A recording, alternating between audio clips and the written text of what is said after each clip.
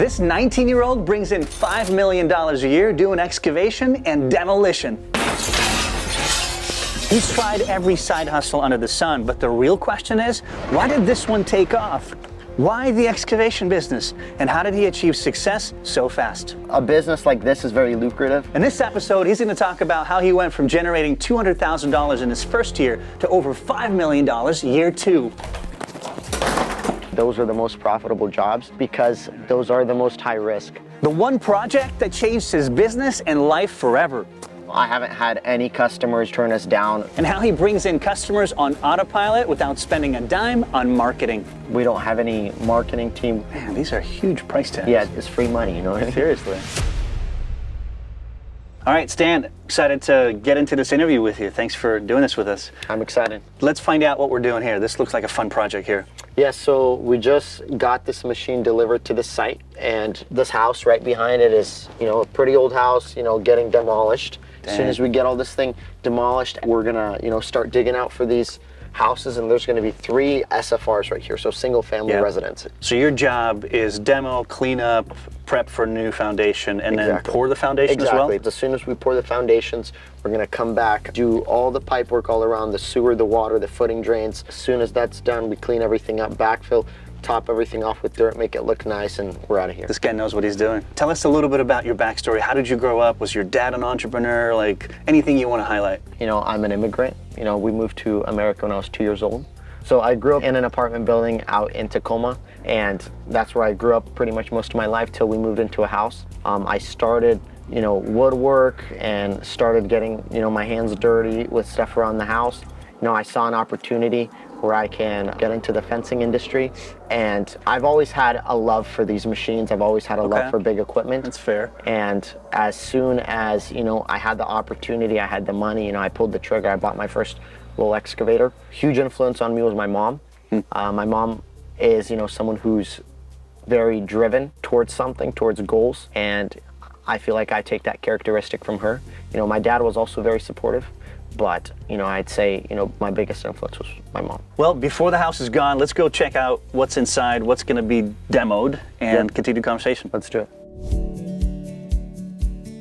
All right, so this thing's not going to be here probably in, 30 minutes? Gosh, this thing's been here for probably more than 100 years, and it's going to be gone in under 30. Imagine that. So what made you get into excavation and demolition specifically? What about it attracted you? I just like the idea of breaking things. You're looking at this house, and you can pretty much anywhere you put your foot in, it's going to be coming down. So stress reliever, or call it whatever. And it's just a huge drastic change. Like, you're looking at this house now, you come back here in like 3 days, and this is going to be bare dirt, and the concrete crew is going to start working on their forms. Fly through some of the quick machine costs. So the big dozer or excavator. I actually just ordered another machine, 2 times as big as this. No way. Yeah, so I'll have to see that. That's a 245 Hitachi. That is coming out to around $300-something thousand for a machine that big. This one we got used for a crazy deal. Let's say with the payments and with all the additional costs, I think it was around like $160. We also have another 60. I bought it off a friend for around 30 grand. Man, these are huge price tags. Yeah, these are obviously nothing was just paid, off the bat. What kind of loan structures are on these machines? Can you just break it down? I'm just curious. Obviously, every single company has different rates. For example, my Kubota is straight off the bat 0%. What? And 0% down as long as you have a good credit score. Man, they tempt you to buy those, exactly, basically. With exactly. It's the way I look at it is free money. Seriously. Well, the biggest thing being young, and starting off. Yeah. You're starting off with 0 credit score, right? 15 years old, absolutely not allowed to have a credit score. Yeah. Exactly. Yeah. Talking about the demolition part, I'm curious, how much money, just gross revenue, were you making before you got into excavation? Before I got into the whole excavation industry, my first year in fencing, I believe I made around $60,000. Okay. My second year in fencing and framing, and I was doing custom decks at this time. Like, I was doing $30,000, $40,000 custom decks. During that time, I believe I made around $120. That's cool. Well, we don't want to hold you up, so let's get out of this house because it is about to get demoed. What was the first year for you in excavation? My first year I started with little grading work, kind of like landscaping, coming out into people's yards and like bringing in topsoil and grading things out, and then driveways, gravel, all that kind of stuff. And then it went to my first project, which was like a house like this that you see in the background. How are you getting jobs at this point, Stan? At this point, as a new guy, yeah, in excavation, demolition specifically. Day one, I would use Thumbtack. That was one of my biggest ones. And then I would, just whoever I would talk to, I would, try to put my name out there and say, hey, I can do this, I can do that. So what would be your advice to those getting started in a particular niche as far as getting new customers? Door knocking, PPC on Google? For the first thing, I would say, just put yourself out there. See whatever works for you. True. In my industry, that stuff didn't work. It wasn't the best. I was spending way too much money on it where there wasn't not enough return. I had a whole bunch of people calling, hey, we'll get you leads, we'll get you leads. Never worked out. There's a lot of them out there like that. Exactly. Beware. That would be my best advice to anybody trying to get started. Show people that, hey, you know what you're doing, and have people, want you to work for them. I think it's time to go check out your supplier. I mean, we're kind of done, and they're going to wrap up taking this thing down. So let's go check it out. Let's go. Let's go. What's the secret to building a network that pretty much brings you jobs on autopilot? Because you have no online presence, not much on Instagram, not much really anywhere. Share whatever you can with us. Well, the best way we do it is, building relationships with people. And as soon as, you build that status to where, hey, like Genesis is able to get it done. Genesis does this. Genesis is on time. You build up such a good reputation, more and more people are going to want to spread the word. If I were to start a excavation demolition business somewhere else today, what would be the 5 categories that I definitely need to reach out and build relationships with to see major success? So the first category would be, build relationship with your vendors. So for example, like I said, Core and Main. I'm able to call them, and they're able to come out here on Saturday night, 9 p.m. and, get me a part if I'm really in need of it. Yep. That's a huge one. Second one is your employees. You're supposed to have such a good relationship with your employees to where they're able to come out there, be there for you, You need someone on a certain note, or you need someone to be there, on time, or you need someone to, do this or stay a little later in order to finish something. Third one would be contractors, the people you constantly have working for you, the people you sub out work to, the people that allow you to do the work that you do. Fourth one would be your builders, your GCs, the people that you work for. That's one of the biggest ones that you as a person should build a relationship because those are your clients. Yep. The fifth one, and as you mentioned, will be the city officials. Like a lot of the times it would be the inspectors, that will show you, hey, let's do this instead. And like I said, not every project is ever going to be exactly according to plans. So you got to build those relationships with those inspectors that are in the area that you work. So that you can produce a product, that is correct, that is accurate, that is, according to standards together. Right. You're not a hard head, I know everything I'm doing, but you're sort of listening to the city. They build that relationship, you know what, Stan's our guy for the next project. Exactly. Then they push you out to the city offices, and next time they, like City of Seattle might have a job, you're on that bidding list because they recommended you. You care to solve a problem, and that's why they would rather have you than anybody else.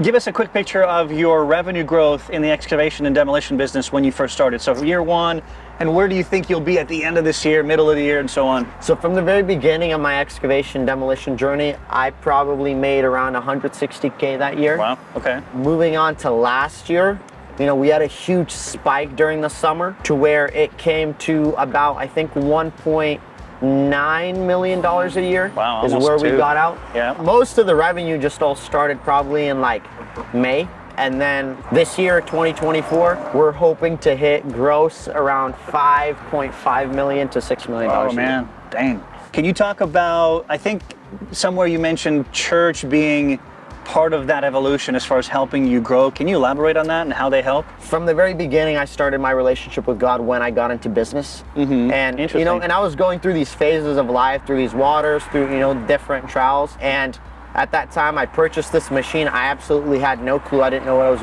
getting into. I kind of bought it blindly. I was like, man, entrepreneurial risk right exactly. If something works out, it works out. If it doesn't, it doesn't. I didn't have a whole bunch of work lined up afterwards. I was in a huge hole, owed a whole bunch of money. And I guess my question to God was, hey, God, what do you want me to do next? And I was like, hey, if this is for me, I want you to lead me the right way you want me to lead me. And if this isn't for me, I want you to push it back, I'll stop, I'll close everything down, I'll try to return whatever money I can, and, I'm done, I'm gonna go the school route. And during that time, there was a brother at our church, Slavic Christian Center. He had saw that I purchased this new machine, and he was like, hey, are you planning on, doing this for free? What's your intentions? Are you planning to donate your time? And in my mind, I was like, I'm just gonna go ahead and donate it. And as soon as my kind of part was completed, a rush of work just kind of started. And then I just started literally hiring new guys, and everything just kind of started to move. The manna from heaven started coming down on a man who said, you know what? I'm about to lose everything, literally. Exactly. But I'm gonna take a risk. I love God, and I have a faith. And that is a pretty cool story, man. I'm not gonna add to it. That was pretty cool. Thanks for sharing. Before we talk about your biggest projects, the revenues that come with it, let's hear a quick word from our sponsor that made this video possible. As a father, I know my days of changing stinky diapers won't last forever. One day they'll be grown, and I want to ensure my kids have every opportunity for success. So what if I could plant seeds for their financial future right here, right now? That's why I'm pumped to tell you about setting up a kids investment account through Fabric by Gerber Life. Fabric was designed by parents for parents to make it easy to plan for and manage your family's financial path. With a kids investment account from Fabric, you can start investing in your child's future today. It's simple. Invest as little as $1 a day now and watch their funds grow. These investments can be used for anything for your child, from summer camps to college expenses, a first home, or even to help them kickstart a $1 million business like Stan's. Setting it up online takes just 5 minutes. There's no contribution limits, multiple tax advantages, and no commissions, just a small monthly fee. And if your mother-in-law also insists on buying every toy imaginable, send her your child's unique gifting link so she can contribute to her grandkids' financial future instead. So join the thousands of parents who trust Fabric to help protect their family. Start investing in your child today at meetfabric.com/UpFlip. That's meetfabric.com/UpFlip. All right, so what are the biggest projects that you have taken on so far, and what do the revenues look like? Just for the excavation work, maybe around $80,000, But in total? In total, maybe around 160. Gotcha. 170 with the concrete work here. Well, with this comparison, have you taken anything on that's much larger than that? We do a lot of community work. There's communities that range from, upwards of $300,000, $400,000 to $1 million, in excavation work. What's the biggest one for you so far? We just probably maybe 3/4 of the way done. We have a big 9-house development in Burien that we are finishing up. We have sidewalks, water main, sewer main. We finished all the concrete work. That was like upward of $900,000. Wow, good for you. Yes. For contractors watching you right now, what are your tips for securing some of the bigger jobs that are out there? I would say, just be very confident, and biggest thing is also pricing things out and be able to read plans, be able to study them, especially in my industry. In excavation work and concrete work, you have to be able to study your plans. But the confidence you have today certainly took time to get here. That's the bigger overall arching picture. Don't expect it to be like this 4 years ago. The way I approach clients, or the way I approach builders and developers, and how I do things, it all grew with my business. I feel like I, as a person, definitely grew, over these past 4 years from the very beginning of where I started. As a 15-year-old, I've always had a little mustache, so people saw me as a little older. But now most of my contractors know my age, and there's no question about it. Cool. All right, Blitz time with Stan. We've got a couple questions for you. If you weren't an entrepreneur, what would you be doing instead? Going to school, becoming a software engineer. What car do you drive? Dodge Ram 3500. What year? 2018. Dead or alive, who's the one person you'd love to have as a mentor? My mother. Do your classmates know about your success? If so, what's been their reaction? I have some people that do, some people that don't. Those who do know, they're definitely a little astonished. Sometimes people don't think, I'm at the point where I'm at today, or my business is where it's at today, but they still think, I'm a young guy, it's kind of not possible, but right. Those who do really know, are astonished. Cool. Best part of being an entrepreneur? Having the free will to do anything. What about the worst part about being an entrepreneur? Waking up and not knowing if you're gonna, succeed that day or not. Okay. Last one, what is the coolest project you've ever worked on? coolest project, probably our second big job, which was a huge pool in Linwood. Nice. Okay. Tell us where we are, Stan. What about this project that we need to know about? Hey, so we're standing on a project here. It's actually a good friend of mine now, Travis Weeks' project, The Best Practice. We're doing 4 single-family homes here. Oh, wow. So we got the footing drains done, all the foundations poured, all the downspouts done. You see the bioplanners right here. Mm-hmm. So what sets you apart from your competition? A lot of contractors out there, a lot of excavators, demolition guys. What's different about your company? There's definitely something that does set our company apart rather than anybody else, and that is I feel like a business like this is very lucrative. You know, there's a lot of trust that's supposed to be built upon. You know, and I feel like our company, you know, with just the, you know, behind the scenes of a Christian, and I'm able to show that Christ-like in my company, and my employees can see that, and my employees can reflect on that. You know, I haven't had any customers or any contractors turn us down. At which point in the business, Stan, did you start hiring people? Was it like from the get-go, or talk to us about that time? I was able to, you know, straight from the get-go, I had the ability to really hire people, and I knew that, you know, a business cannot function on its own. From the very beginning, I've always had a helper, even when I just started out on the machine. How many people do you have working for you right now? So right now we have, you know, an On the average, books. let's say on books, probably around 22 employees. Okay. Obviously, you know, it comes down to the point where some people leave, Yeah. it's not the right fit, you know, but we do have a solid 4 crews, so that's, you know, 14, 15 guys that are very solid, that, you know, love doing what they're doing. Yeah, in this industry, it's pretty typical for the more common turnaround cycle. Yeah, yep. Let's talk briefly about hiring and employees, balancing the flow and outflow, right? People come and go all the time. What's your process? Anything you want to highlight that we can learn from? I would say, you know, from the very beginning, like each project has its own foreman. And then we have a project manager who takes care of pretty much all the projects. And our biggest thing is, you know, once we do hire a new person, we try to stick them into a position where you know, he's able to learn off of the foreman, learn how things go, learn how the company functions, learn how we operate, how we do things. What are you paying your guys? Is it a Seattle controlled thing, or no, just roughly? It's not a Seattle controlled thing, but normally, you know, someone in the labor stage starts off with $25 to $27 an hour. That's not bad. Yeah. Yeah, and then you'll teach them all the skills. Yes, exactly. And this is, you know, I tell all my employees this, and, you know, this is pretty much our kind of policy that we go by. You know, the more you learn, the more you know, and the more you're going to get paid. Yeah. Do you personally go through the hiring process, or do you have somebody handling that completely? I try to go through the face-to-face communication process. Our office takes care of all the back-end work, Right. all the information, all the payroll stuff, everything. You know, so that course, I don't yeah, have that's to deal not with. for you. Exactly. So I have the, you know, I have the opportunity to go face-to-face and, you know, talk to that person. I try to do that before I hire anybody. I try to, you know, have this one-on-one meeting, at least see them face-to-face, look them in the eyes, you know, see them as a person, and we just go on from there. Please show support to this young entrepreneur by liking the video, and help us grow by subscribing to the channel so that we can continue to expand and bring incredible guests like Stan. And trust me, it isn't easy. Walk us through the whole process of buying machinery, the pros, cons of leasing, buying, old, new, everything you've learned so far. Now, looking back at what I've experienced, I would never buy used.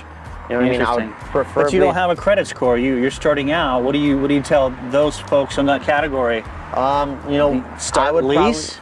Lease. You know, figure out a way to have someone co-sign. You know, there's different programs True. and stuff like that. You know, maybe save up some money, buy brand new while you're renting or while you're leasing. Well, you're in the excavation demolition business, right? Not in the maintain my Exactly. equipment business, essentially. So if you Exactly. buy used, you may find yourself fixing stuff more than you really want to. So, But in that case, you know, it also requires, like in our company, we have our own mechanic that's on site. yeah, you gotta have know? one. Exactly. Anything breaks down, you know, you send him over, you know, he fixes hydraulic leaks, changes the oil on all the machines, make sure everything's just up to date, you know. What is the most profitable project or service in your business? I would say, you know, pretty much any utility work out in the street, you know, those people that you see going out, you know, doing freeway work or doing road work. We don't do any freeway work. We're not to that level yet, but soon. Nice. We do, you know, all the road work, you know, sewer line replacements, sewer main extensions. I would say those are the most profitable jobs, just because I really those know are the why. most high risk. Is it high risk? I was going to say, because it sounds like you'd be working or getting paid by the government, and they're all, they're paying you prevailing wage, which is way higher than private side of things. Exactly. Not all road jobs or street work is prevailing wage, but it's good to know. But it does, it does pay the most because it's the most, I guess, lucrative. A lot of people are scared to get into it because once you get into the road, you have the, the ability to damage any gas lines or electrical lines or all these wires and, everything that's in the street. You got sewer, storm, all these different pipes that are in the street, and a lot of the times it's scary for people to make that step and get into road work. Tell us a little bit, just in a snippet, like crazy story about the road. So we actually had a story right when I was starting up. We did this first sewer tap, and to me this was like a scary thing. Like, we started digging up this street out in Tacoma, and we're digging it, and this is all pit run. The more you dig, the more it falls apart. So we started digging, a 3-foot wide trench that turned into an 18-foot wide trench. Oh my gosh. And you can't really put any plates on there or anything to cover up the road. So man, we barely finished that thing by sunset. We were out in that road compacting by like 9 o'clock and barely got it done. So what's the lesson learned? Let's focus on that. What would you do different if you had that job today as a newbie? The lesson learned, I would say, is, charge a little bit more. That was the first mistake of that job. And then the second mistake would just say, now since I've experienced it, have a very detailed process or a step-by-step kind of to get everything going and set everything up correctly. How many projects, by the way, do you have then? Just so we have an idea on what his day looks like. So this year, we're probably going to roll out like 120 units worth of excavation work. Whoa. But the amount of projects that we have going on right now that are in the process stage is probably around 25 to 30. Whoa. So that's around, 7 to 8 projects a day. I don't try to visit every one of them every day. It's like every other day I try to have a day just strictly in the office to, Yeah, you don't want employees to be like, oh, there's Stan again. He was here just yesterday. Normally they're happy when I show up, but... that's a good point, yeah. Normally they're happy when I show up. If you could change anything about your day today, what would it be if you could? I definitely want to finish school. I'm still in school. High school? No, I'm in Pacific Lutheran University getting my bachelor's. Gotcha, wow, good for you. You started early in both business and school. Yes. Bachelor's at before 20, basically. This year I'm hoping to finish. Good for you. So, Bachelor's in what degree?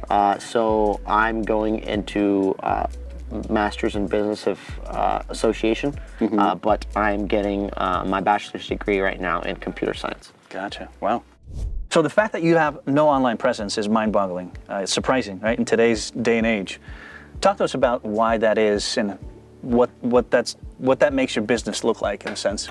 We don't have any marketing team. We did do a little bit on Instagram, but in my sense, I don't see that it's much worth it just because our industry is fairly based off of relationships. And someone who does not trust you, who just sees you off of Google, isn't going to trust you with something like this. And in the community that we live in here in Seattle, our industry, people know each other and everyone talks. So as long as you're doing good work, you're putting your name out there, you're showing that you're a trustworthy contractor. People are going to come out and look at your work and say, oh, this guy did this, look at their neatness, look how clean they are, look, they know what they're doing. And it is just going to keep on, and it's just going to be, a domino effect. Yeah. Don't know how to secure financing for your first machine? Well, check out episode 71 with the UpFlip podcast for insider secrets on securing business loans from a guy who's financed over $2 billion. How has your style of leadership evolved, Stan, over the last 3 to 5 years? I feel like, the right mentors in my life definitely benefited. But the style of leadership, I became, I guess, a bit more lenient. I wanted things done, this specific way. I wanted it done fast, right? And a lot of the time, the highway. Exactly. And a lot of my employees didn't like that it was so fast paced, and now it's to the point where I'm on the same page with them. I'm like, hey, are you able to do this in this time? Are you able to do this? Are you able to do that? So communication, and it sounds like there's a lot more listening to others there, right?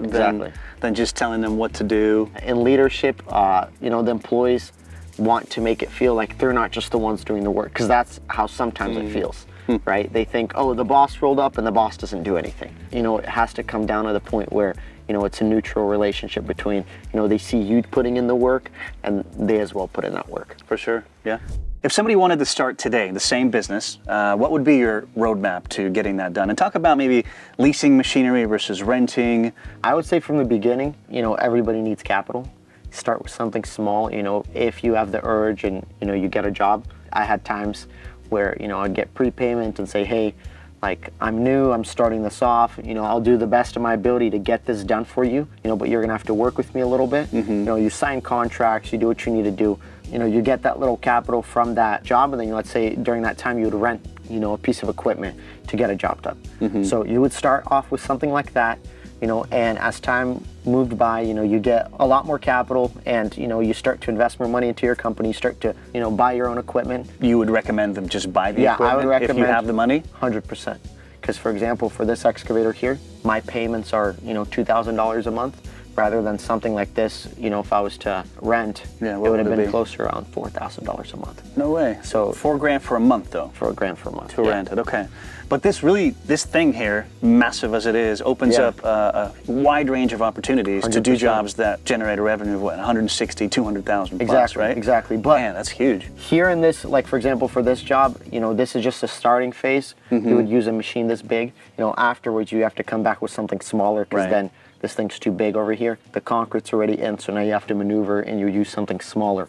So it kind of plays in the role, like you can't just do, it's not a one and done machine. What would you say are the most common mistakes that people would typically make when they're first starting out? I would say, a lot of the times people get so invested, every single piece of money that they have, they just invest all their money into these machines and into their business, and then they don't have any money to really roll with as they're doing these jobs. And most necessarily these projects take 30, 60 days to to get payment. Okay, so operating costs. Exactly. What is your biggest monthly expense today? Besides labor, I would say that's pretty common, right? Probably, I don't know, trucking. We do around $200,000 a month sometimes on trucking.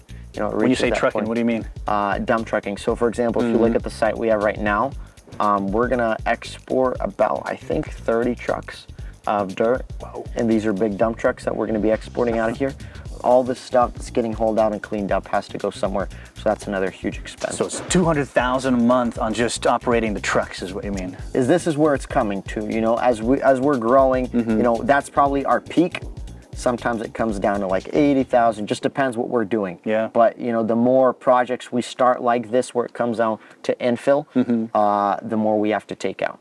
Tell us about the role that mentors or people you learned from played a role in your business and your life.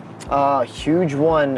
There was actually a few like owner of companies, especially like excavation. I had some engineers as well. Especially during my time when I was really, getting to know the industry and getting to know, how things work.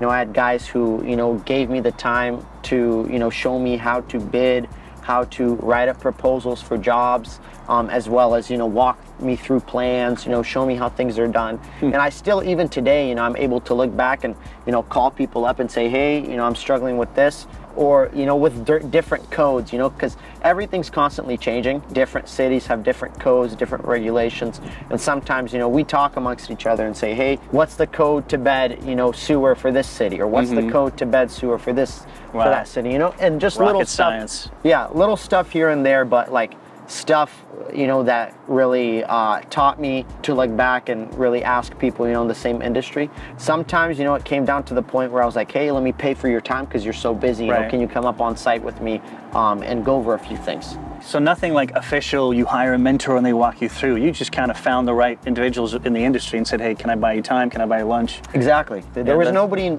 directly in my life that was like, hey, like, I'm your coach, I'm gonna tell you to do this and this and this and this. So obviously, besides buying somebody lunch, which is a nice gesture, how else did you convince these people to give you their time? Because I'd imagine they're busy themselves.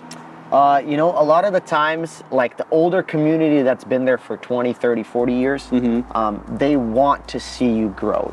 They want to see you succeed. So if you show passion in what you do, a lot of the times, those people will want to see you succeed and want to see you grow, and they will, go out of their way sometimes. So that sounds like the problem is, guys, most people are afraid to ask for that help. They think, oh, they're too busy. Oh, I shouldn't call this GM who is a big shot. But Exactly. You know, you got to do what you got to do in order to, you know, achieve something. So I know you had a little bit of time, just a little bit, to play in the UpFlip Academy. What's your 2 cents? What's your first opinion? It's a great opportunity for, you know, someone starting off in any company, you know, to meet people, to, you know, connect, to look back, you know, see what they did. You know, oftentimes it's good to look at someone and not, you know, do the same mistakes that they do. So, you know, you're able to learn off of people, and it's also a great environment, kind of like Master Builders Association, you know, that played a role in my life and in my business, to where I was able to find, you know, same entrepreneurs and connect with them.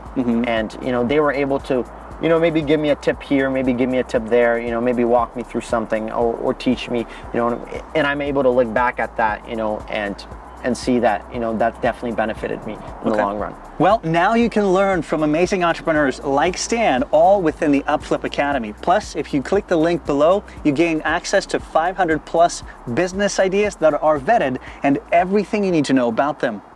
What is the biggest risk you've taken in business so far? My biggest risk, I would say, you know, starting off and purchasing a 135 and, you know, falling into this, you know, $200,000 worth of debt, not knowing what's going to happen. But, you know, you took that risk, you know, and risks pay off. Pressure. Exactly. That pressure put you in a spot where you had to like improvise, and that's interesting, you know, because some people would break under that pressure, sell everything, be in debt a little bit, and move on to something else. But I think real entrepreneurs, they stick through it, they find a way, and that's exactly what you did. Yep. Through the storm, through the thin, you know, and it led off to something good, you know. That's awesome. What do you know today as far as business knowledge, entrepreneurship knowledge, that you first didn't know when you got started? What do you think? I would say, you know, learning to work with people. I think that's the hardest job in the world, is learning to work and understand people. You know, employees come to you and, you know, everyone has problems, everyone has things they're going through. And you got to be that guy that's, you know, that's able to help them out, that's able to put pretty much those problems on yourself, and, you know, and say, hey, like, this guy's like, I need to be paid, you know, a little bit earlier. I got this and this going through. Or, hey, I got, you know, I got to leave out of the country because I got this. I can't stay here. You know, they put on those problems on you, and you got to be a business person. You got to figure those things out, right? The biggest thing is probably problem solving. You know, learning to problem solve in any circumstance. Well said. Stan briefly mentioned the side hustle of fencing, but if you want to learn more about doing fencing and making $1.5 million a year when working only 3 days a week, check out episode 190 with Damon. We appreciate you watching. Like and subscribe. We'll see you next time.